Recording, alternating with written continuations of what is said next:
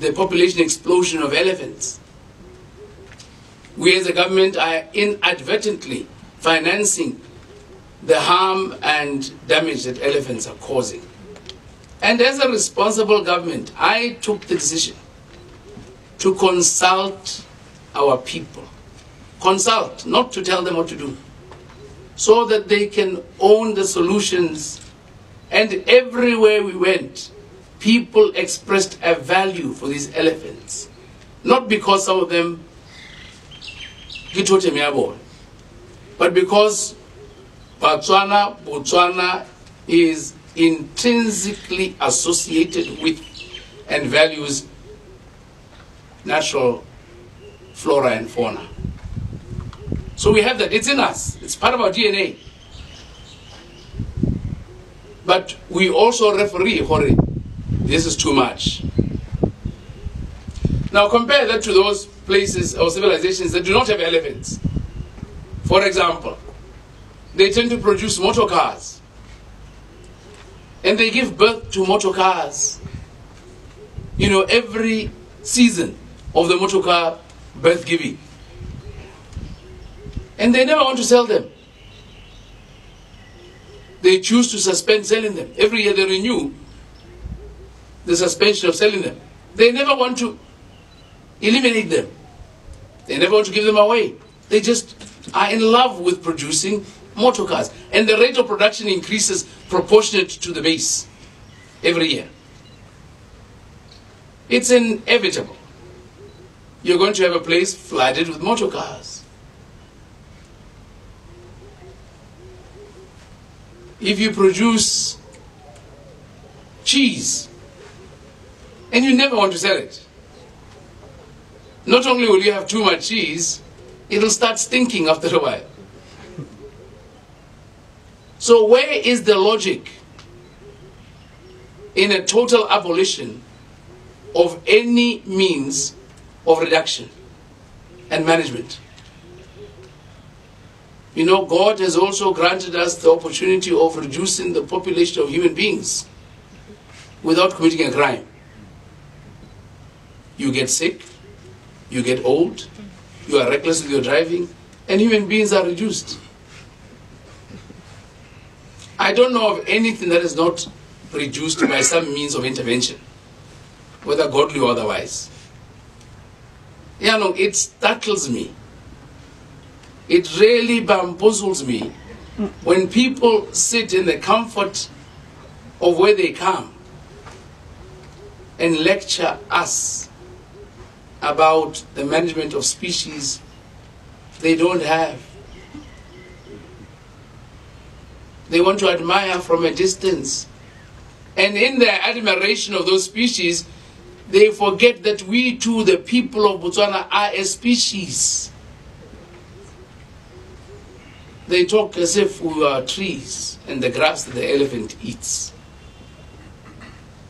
If you talk of a transgression of and a total aberration to the concept of human rights, this speaks to the value of those people, what they think of us and how they view us. There are no human beings here.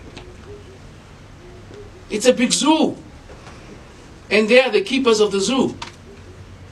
And yet those people, some of them, are some of the biggest beneficiaries of our own generosity when we give them part of our land to own as concessions.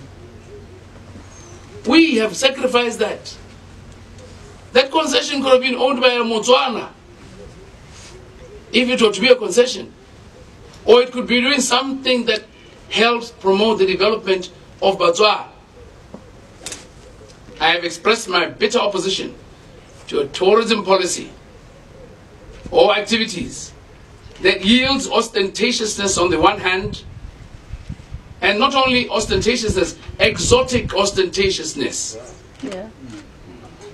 And right next to it, you see a malnourished, barefooted black child. That is reprehensible.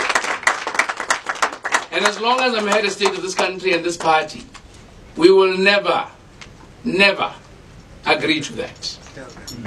So I ask you to join me in that it's not my fight, it is yours. It's about your own existence, your own dignity, your own identity as a people. But how can you let people wash you out in their flowery language of what our terrain looks like? And you who live it, you who own it, you who yearn for it, are subdued into silence. Don't make us suspect that you are participants in this fight. Don't. Now I make no apology of it. Whether I'm present or not, I don't accept it. I'm as good as any human being. Me go na ke le mo gae ke a ba gaisa. Molemo ha le go ga bone go gaisa ba le go ba a se ga bone. Ha ke ga e tshoha. You know, how many of you have written in the public press of the United Kingdom and complained bitterly about the blood flow of the badgers as they are culled every year? Do you know about it? Yeah. They have a systematic culling of wolves, foxes. Why don't you rise up and protest? Why don't you ask them to knock down their cities to make way for the wolves? I want you to join me in our offering of them to take just 20 elephants and have them roam freely and let them multiply and impose a hunting ban on those elephants. And then you can spice it with 10 lions, a few cheetah, hyena, and they can live happily with them. We can take our holidays over there as we can afford it. This must not smack of racism. And I can smell it. It's a racist onslaught. Why can't you say, why are you leaving it to me to say it? Don't you see it? Editor of editors, chairman of chairmen, Your Excellency the President, these are some things that I expect I would hear more of from yourselves. These are expressions of views. They are not an indication of any suggestion of anonymity towards those persons or views. Enough about elephants. And I've talked about the Media Practitioners Act. I've talked about the so-called advertising ban, as you've called it. We are going to the elections as a party.